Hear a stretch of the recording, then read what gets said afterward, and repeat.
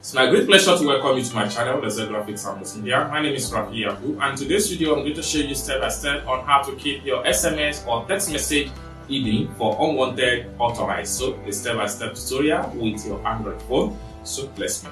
But before we dive into the tutorial, if you're very new to this channel, remember to click on that subscribe, turn on notification bell for more tutorial about Android tips. So with that being said, let's get started. Welcome back, friends. So let's see how to keep your text messages hidden or how to lock your SMS message on your Android phone.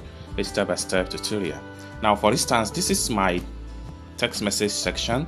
So if I click on it, anybody can easily have access to my text message like this. Okay, now for me to lock this or hide it, so what I need to do is to make sure I exit from the text section.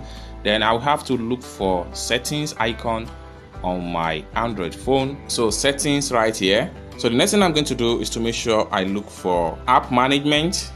Then the next thing I need to do is to make sure I click on app lock. Then I have to enter my password or login pattern. So it takes me to all apps I have on my Android phone. Next thing I need to do is to look for SMS or messages.